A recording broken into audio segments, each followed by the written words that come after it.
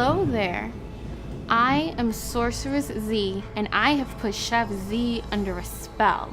I'm taking over made to order, a la orden, and showing you how to make a cupcake in honor of myself and all the creatures of the night.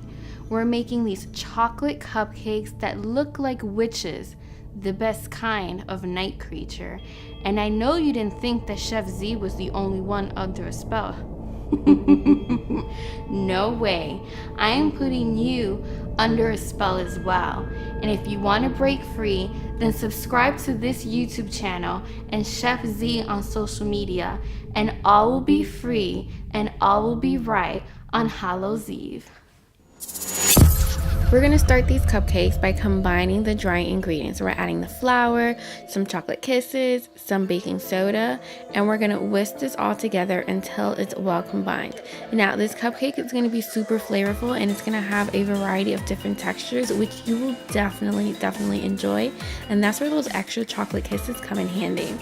Now we're going to combine our wet ingredients, and we're going to add some oil, which is going to make our cupcakes super moist, but you can definitely use a melted butter instead if that's what you want to do.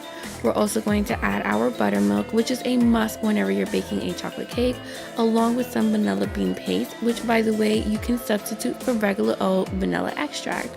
We're also going to add 3 eggs, and we're going to whisk this all together until that is well combined.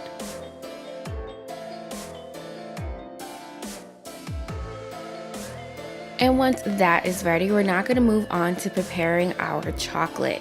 Now, whenever I'm making a chocolate cake or chocolate cupcakes, I like to bloom my chocolate, which simply means that I like to activate chocolate's superpower by adding hot espresso.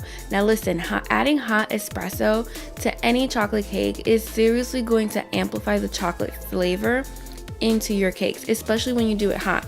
Now, if you're not a fan of coffee, you can definitely use boiling water instead, but I will tell you, adding coffee does not make your chocolate cakes or cupcakes taste like coffee at all. So we're gonna move that to the side, and now we're gonna very slowly add our dry ingredients in about 3 parts, and we're gonna whisk that all together until it's well combined. I like to add it in parts just because I simply don't like to over mix my batter, and I like to make sure that everything is well incorporated.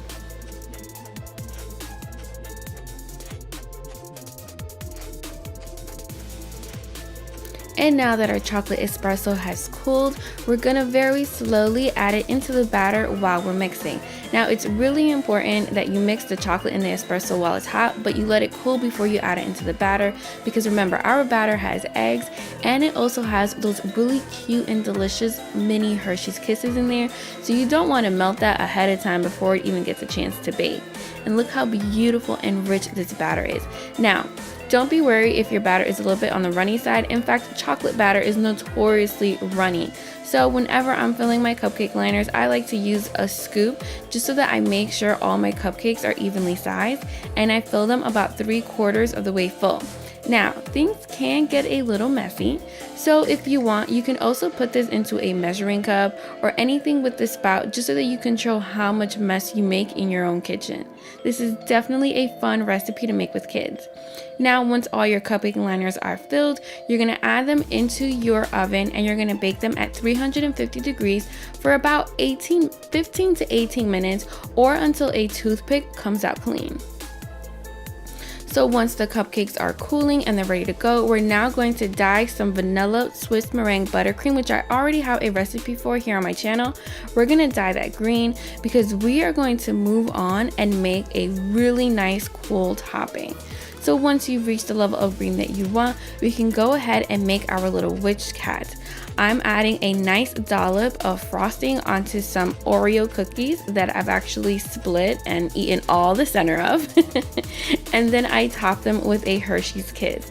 Now, you can use any kind of kiss that you want. This cupcake is all about different textures, so I'm actually using a Hershey's Kiss with a nice almond inside. And next, we're now going to dye our other half of our buttercream a nice rich purple color. Now, keep in mind that whenever I'm using food dyes to color my buttercreams in particular, I like to use an oil or a gel-based food coloring because it won't change the texture of my buttercreams. that tends to happen whenever you use a liquid-based food coloring. So once you reach the color that you like, we're now going to pipe and decorate our cupcakes. I'm doing a very simple design. I'm just piping a nice rosette onto my cupcake, but you can pipe any other design that you like. This is just an easy one, especially because at the very end, when we put our designs on top, they sit perfectly nice and upright. And now we're going to add the star of the show, which is the witch hat.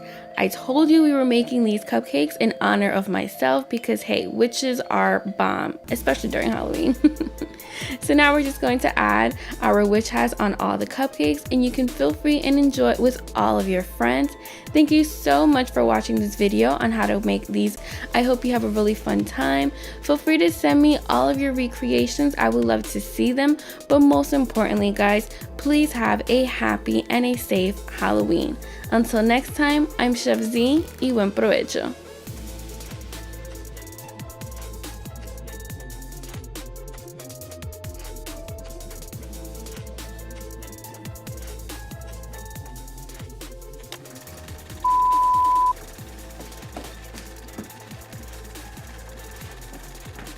And I missed my mark.